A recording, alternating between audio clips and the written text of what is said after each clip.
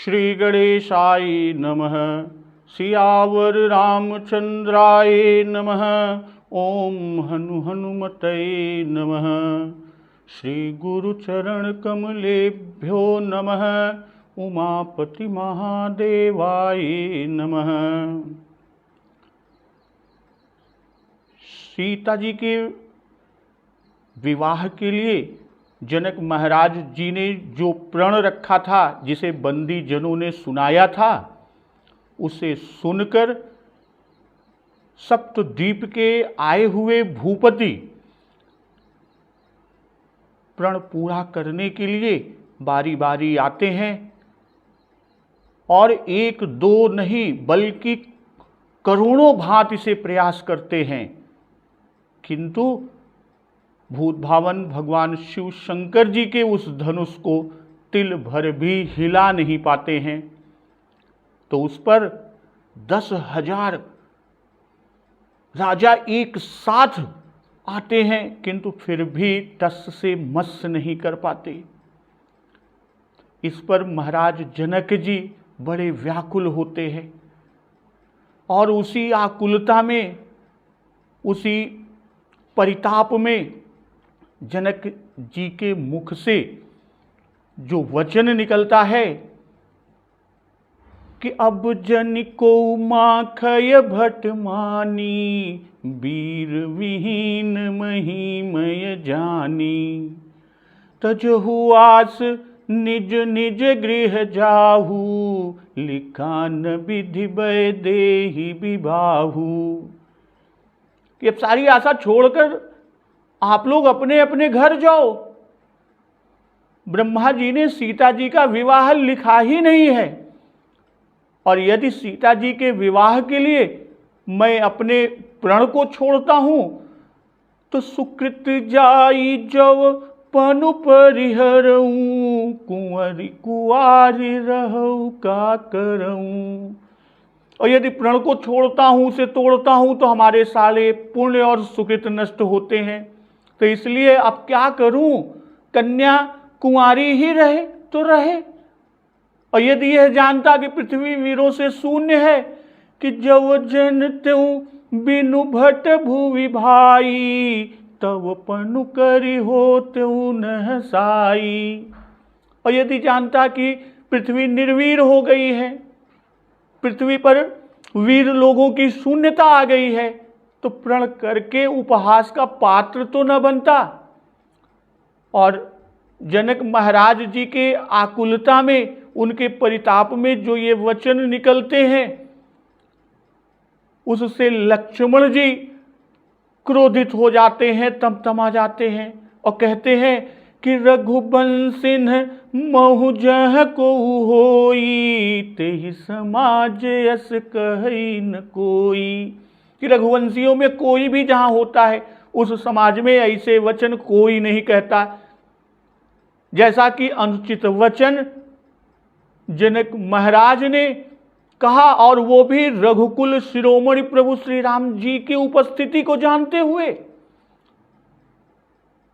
और लक्ष्मण जी इतने ज्यादा भावावेश में आए कि प्रभु की ओर देखकर कहते हैं कि जब तुम्हारी अनुशासन पावऊं, कंदुक इव ब्रह्मांड उठावऊं।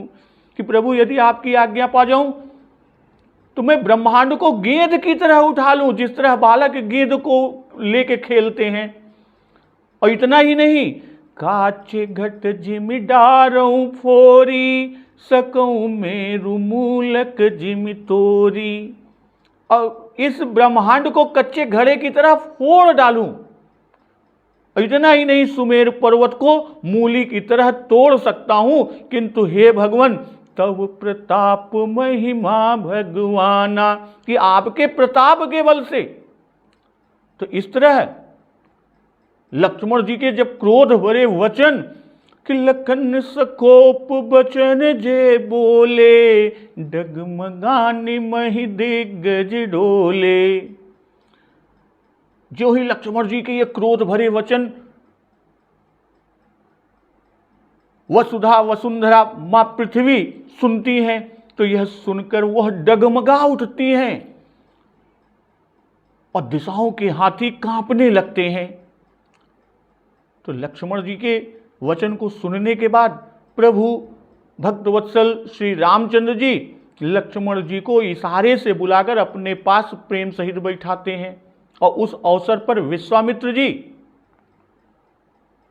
अति स्नेहमय वाणी से प्रभु श्री राम जी से कहते हैं कि उठहु राम भंजहु भव चापा, मेटहु तात जनक परितापा। कि हे राम, उठो और शिव जी का धनुष तोड़कर जनक जी के संताप का हरण करो, उनके संताप को मिटाओ। और गुरु जी के वचन को सुनकर प्रभु भक्तवत्सल कृपालु श्री रामचंद्र जी उठते हैं और उनके उठने पर जो उस मखशाला की स्थिति है, प्रभु किस तरह से कि उदित उदय गिरि मंच पर रघुबर बाल पतंग, बिकसे संत सरोज सब हर से लोचन भृंग।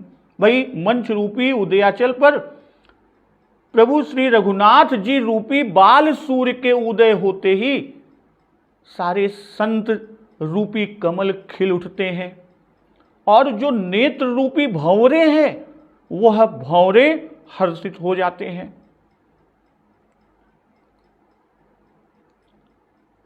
भाई उदयागिरि की उपमा देकर बाबा गोस्वामी दास जी दिखा रहे हैं कि यह मंच सभी मंचों से ऊंचा है और कहते हैं कि विकसे संत सरोज सब।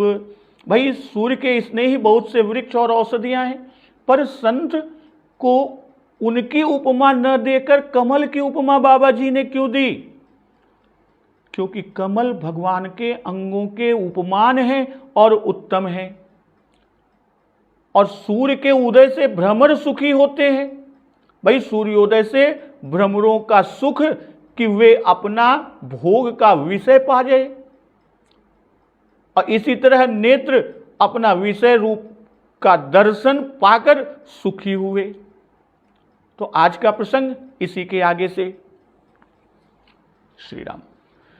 नृपन केरी आशा निसिनासी, बचन नखत अवलीन प्रकाशी। मानी महिप कुमुद सकुचाने, कपटी भूप उलूक लुकाने।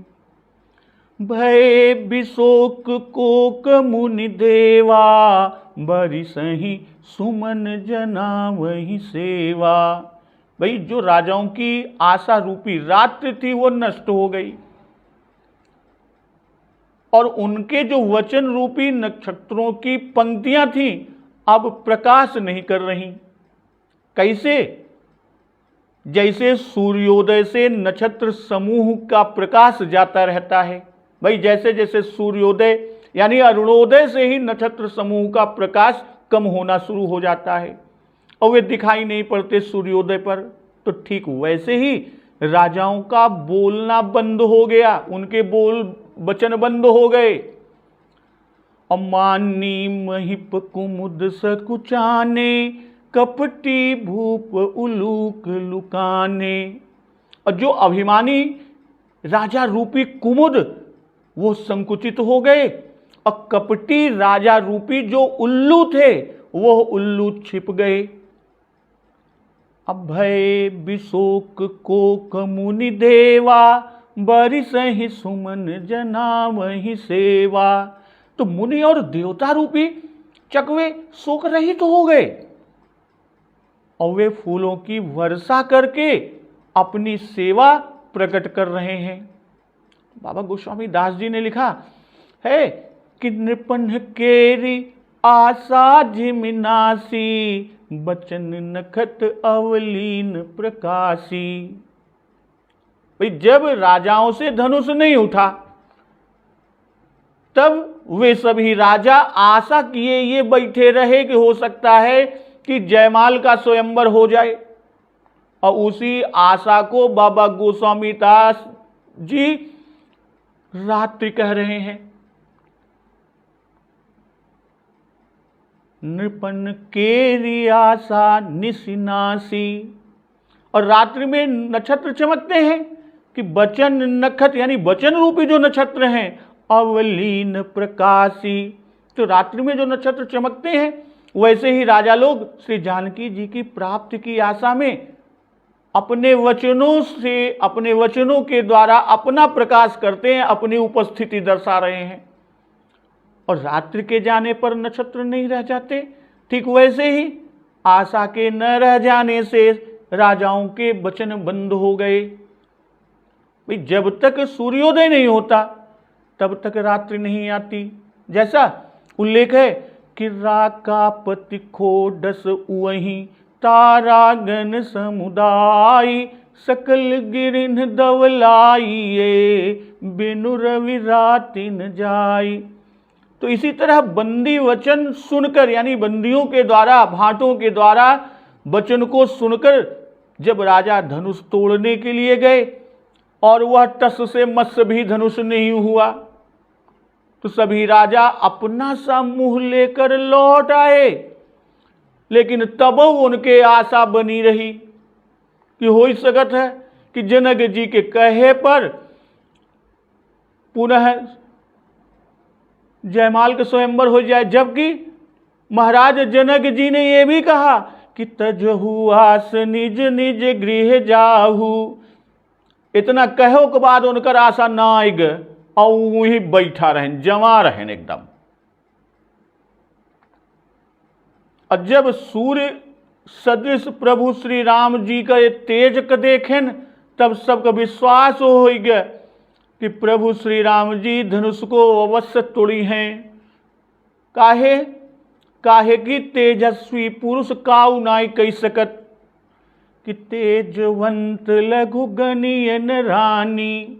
और आगे कहते हैं कि बचन नखत अवलीन प्रकाशी। जब श्री रामचंद्र जी के चंद्रमा रूप में कहन तब राजा के तन का प्रकाश कहन कि प्रभु ही देखी सब नृप ही हारे जनु राकेश उदय भय तारे।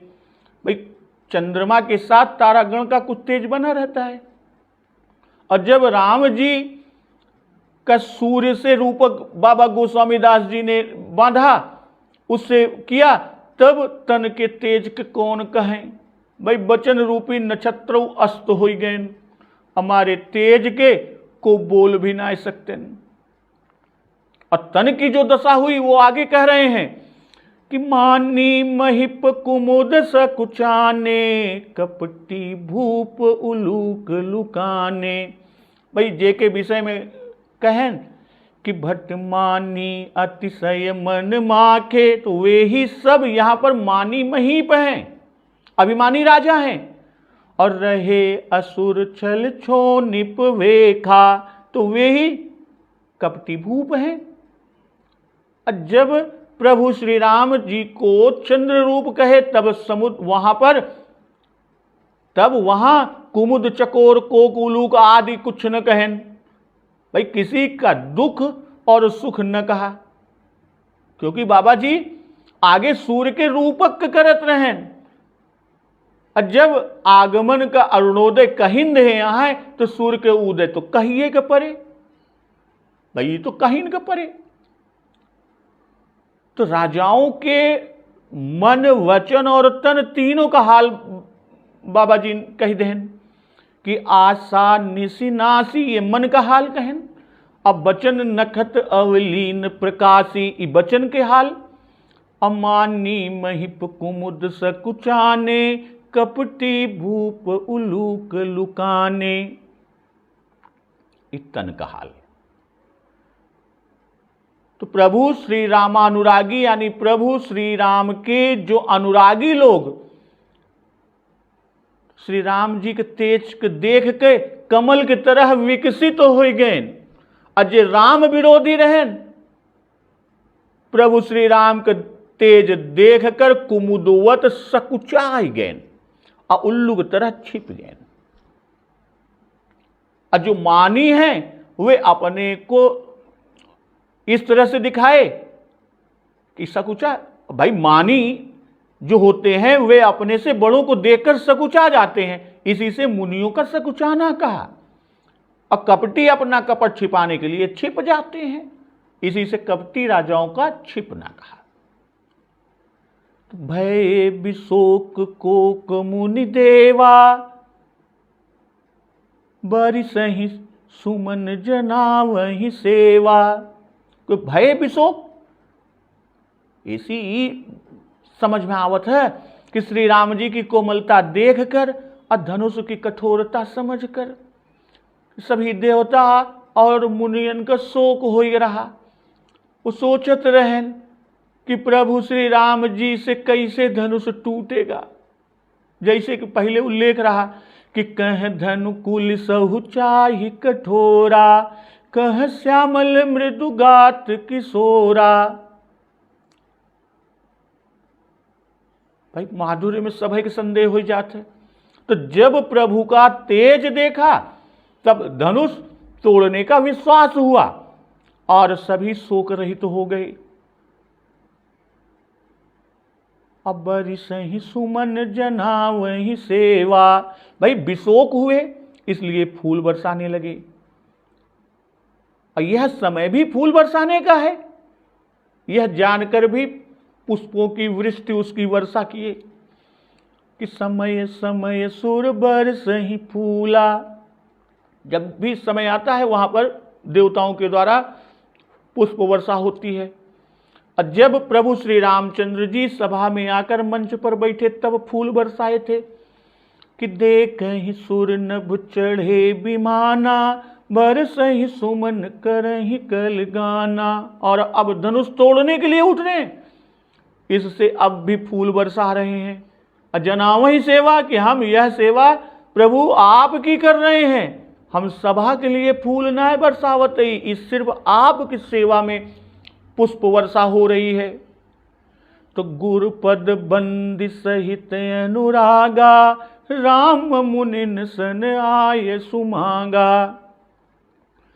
सहजई चले सकल जग स्वामी, मत मंजुबर कुंजर गामी।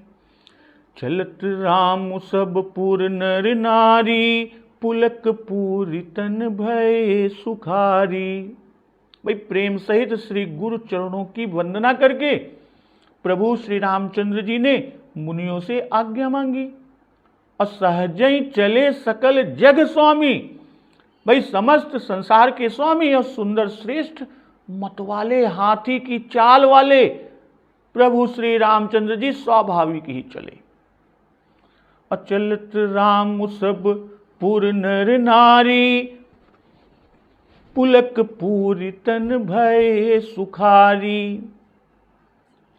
और श्री राम जी के चलते ही सारे नगर के सभी स्त्री पुरुष सुखी हुए और प्रभु के चलने को देखते हुए सभी नर नारियों के शरीर पुलक से भर जाते हैं।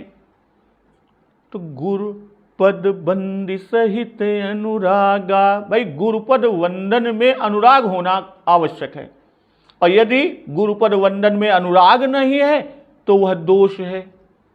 जैसा उल्लेख है कि राम ही सुमिरत रन भिरत, देव परत गुरु पाए, तुलसी जिन्हैन पुलक तन, ते जग जीवत जाए।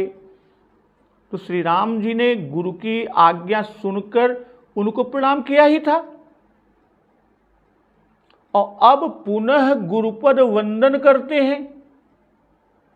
जब कहते हैं कि उठहु राम भंजहु भव चापा, मेटहु तात जनक परितापा। तो यह सुनकर कि सुन गुरु बचन चरण सिरुनावा, हर सुविषादु न कुछ कछूर आवा। तो गुरु के वचन सुनकर प्रभु श्री राम जी गुरु के चरणों में सिर नवाए ही थे। तो वही यहां कह रहे हैं कि श्री राम जी गुरु जी की आज्ञा को सुनते ही गुरु जी को प्रणाम किया ही था, तो पुनः गुरुपद वंदन कर रहे हैं। भाई इसके द्वारा प्रभु के हृदय का अनुराग दिख रहा है। बारंबार प्रणाम करना अनुराग का चिन्ह है। और पहले विश्वामित्र जी का स्नेह राम जी में दिखाया कि विश्वामित्र समय शुभ जानी, बोले अति स्नेहमय बानी। और यहां गुरुपद बंद सहित अनुरागा, गुरुपद बंद सहित अनुरागा, इसमें श्री राम जी का स्नेह गुरु में दिखाया। तो राम मुनि सन आए सुमांगा, कि मुनियों ने राम जी को पहले भी आशीर्वाद दिया था, और यहां पर जब वो उठते हैं गुरु वंदना के बाद मुनियों से आज्ञा मांगते हैं, तो मुनियों में राम जी का अत्यंत प्रेम है। 240वें दोहे में कि ऋषय संग रघुवंश मणि, करि भोजन विश्राम, अपुनि मुनि वृंद समेत कृपाला, देखन चले धनुष मखशाला।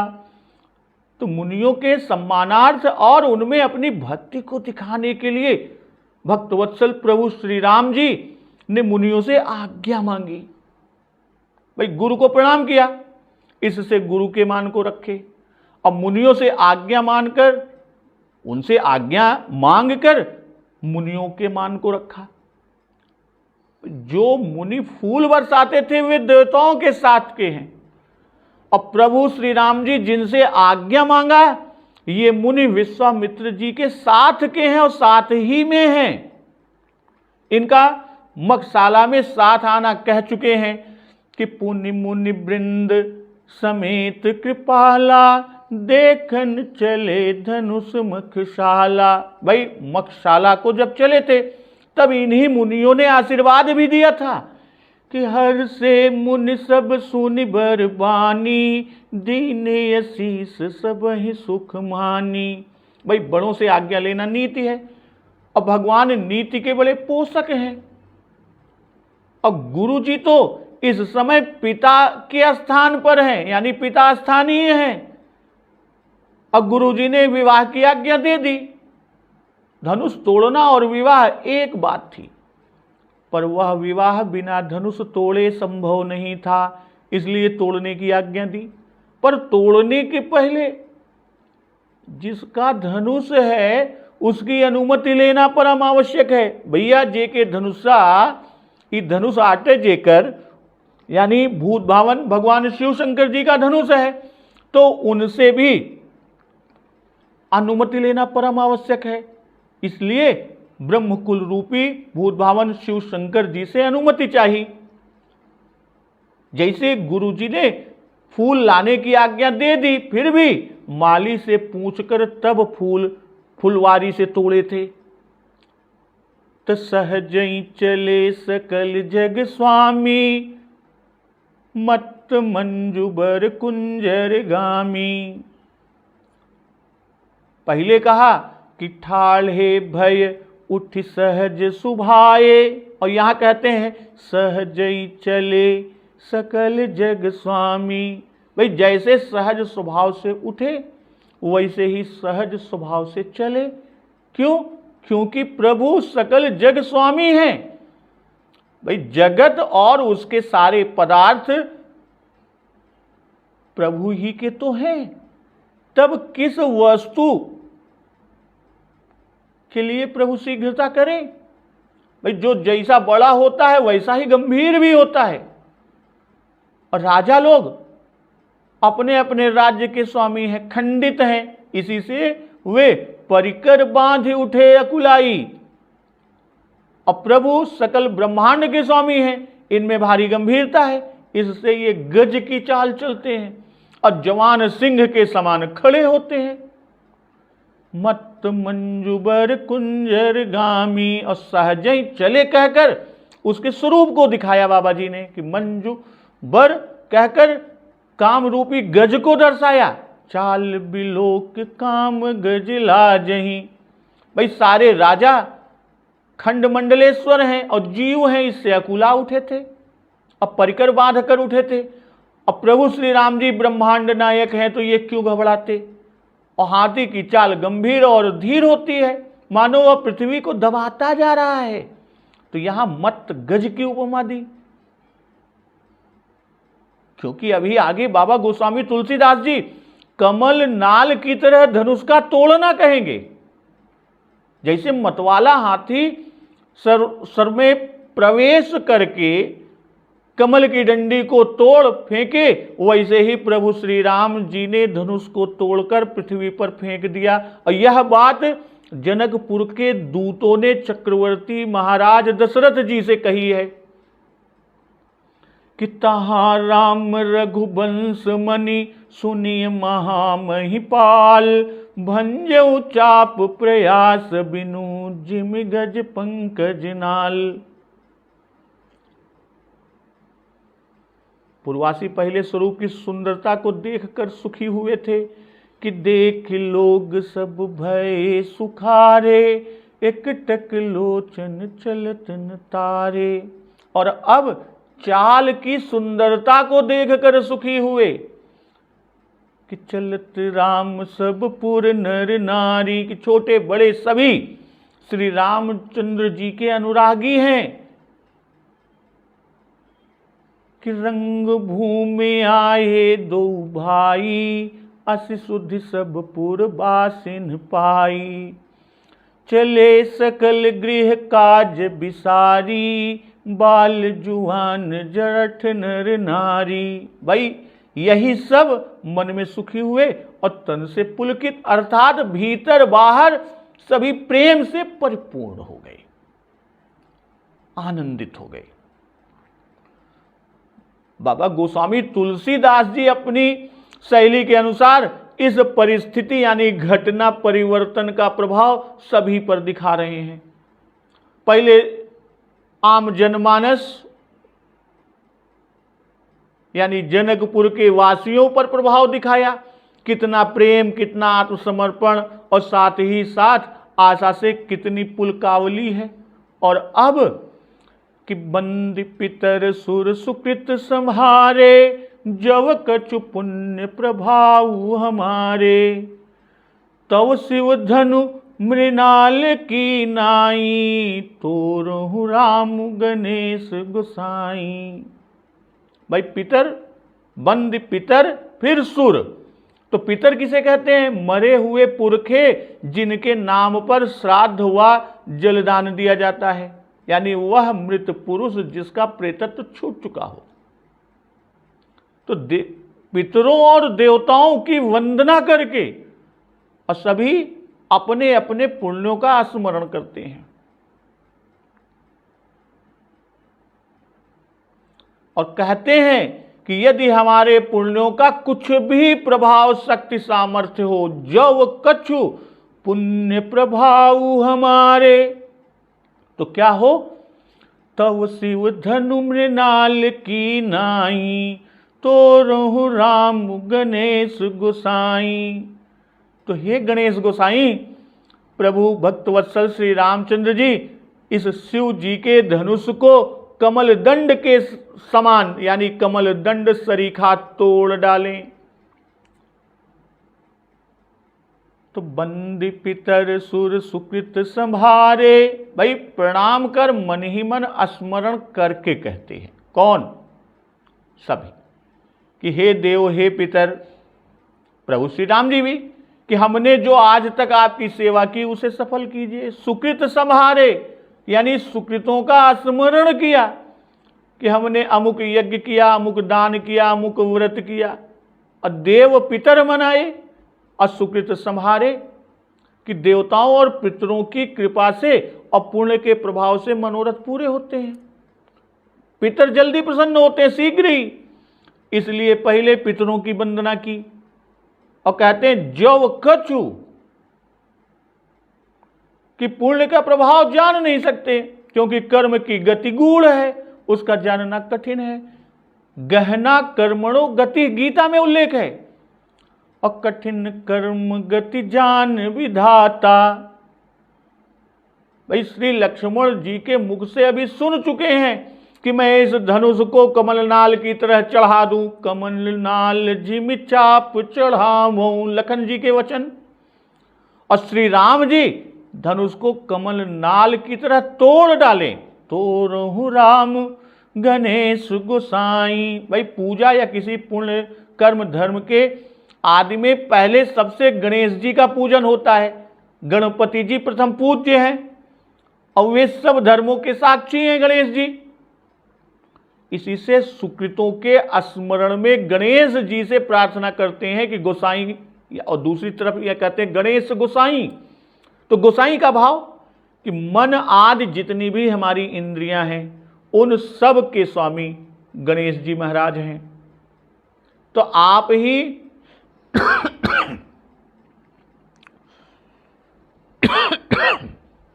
श्री राम कि आप इन सबों का हाल जानते हैं, सभी इंद्रियों का, इसलिए हमारे अंतःकरण की जानकर हमारा मनोरथ पूरा कीजिए। और गणेश जी महाराज ने मनोरथ पूरा भी किया कि तहां राम रघुवंश मणि सुनिय महामहिपाल। अभंजऊ चाप प्रयास बिनु जिम गज पंकज नाल। गणेश जी विघ्न विनाशक और सिद्धिदाता ही है। तो राम ही प्रेम समेत लखी सखिन समीप बुलाई। सीता मातु स्नेह बस बचन कही बिलगाई। प्रभु श्री रामचंद्र जी को प्रेम सहित देखकर सीता जी की माता सुनैना जी सखियों को पास बुलाकर बचन कही बिल खाई। स्नेह वश होने के कारण बिलख बिलख कर अर्थात दुखी होकर वचन कह रही हैं। अब आज का प्रसंग यहीं पर समाप्त करते हैं। कल से नया प्रसंग सखी गीता का प्रसंग लेकर चलेंगे। तो अभी हम लोगों ने शिव गीता को भी देखा, उसका श्रवणपान किया। अब कल से सखी गीता का प्रसंग चलेगा। तो किसी के आत्म और परमात्म विषयक यानी आध्यात्मिक संशय निवृत्ति के अर्थ जो उपदेश दिया जाता है वह गीता कहलाता है। गीता कहीं तो उपदेश देने वालों के नाम से विख्यात होती है और कहीं जिसको उपदेश दिया जाता है उसके नाम से। श्री रामचरितमानस में दोनों तरह की कई गीताएं हैं, जैसे शिव गीता कैलाश प्रकरण, सखी गीता स्वयंवर प्रकरण अंतर्गत, लक्ष्मण गीता श्रृंगवेरपुर में, राम गीता और नारद गीता अरण्यकांड में, विभीषण गीता धर्मरथ लंका में, अब पुरुजन गीता और गरुण गीता उत्तरकांड में। तो सबकी फलश्रुति में संशय की निवृत्ति का होना कहा गया। तो यहां अब अगले दिवस पर हम लोग सखी गीता के प्रसंग में चलेंगे। तो आज का प्रसंग समापन के पहले प्रभु भूत भावन भगवान शिव शंकर जी के एक स्तुति लिंगाष्टकम से हम लोग इसको समाप्त करेंगे। एक बार जोर से बोलिए, भूत भावन भगवान शिव शंकर की जय। ब्रह्म मुरारी सुरार्चित लिंगम निर्मल भासित शोभित लिंगम जन्मज दुख विनाशक लिंगम तत्प्रणमामि सदा शिवलिंगम। देव मुनि प्रवरार्चित लिंगम कामदहम करुणाकर लिंगम रावण दर्प विनाशन लिंगम तत्प्रणमामि सदा शिवलिंगम।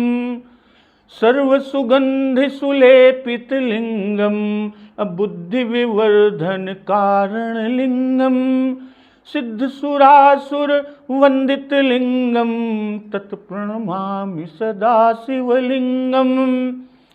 कनक महामणि भूषित लिंगम फणिपति वेष्टित शोभित लिंगम दक्ष सुयज्ञ विनाशन लिंगम तत्प्रणमामि सदा शिवलिंगम।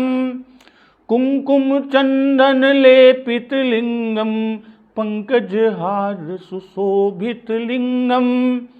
संचित पाप विनाशन लिंगम तत्प्रणमामि सदा शिवलिंगम। देवगणार्चित सेवित लिंगम भावैर्भक्तिभिरेव च लिंगम। दिनकर कोटि प्रभाकर लिंगम तत्प्रणमामि सदा शिवलिंगम। अष्टदलोपरिवेष्टित लिंगम सर्वसमुद्भव कारण लिंगम। अष्टदरिद्र विनाशित लिंगम तत्प्रणमामि सदा शिवलिंगम। सुरगुरु सुरवर पूजित लिंगम सुरवन पुष्प सदार्चित लिंगम। परात्परम परमात्मक लिंगम तत्प्रणमामि सदा शिवलिंगम। लिंगाष्टकमिदं पुण्यं यः पठेत् सन्निधौ शिवलोकमवाप्नोति शिवेन सह मोदते। एक बार जोर से बोलिए सियावर रामचंद्र की जय, पवन सुत हनुमान की जय।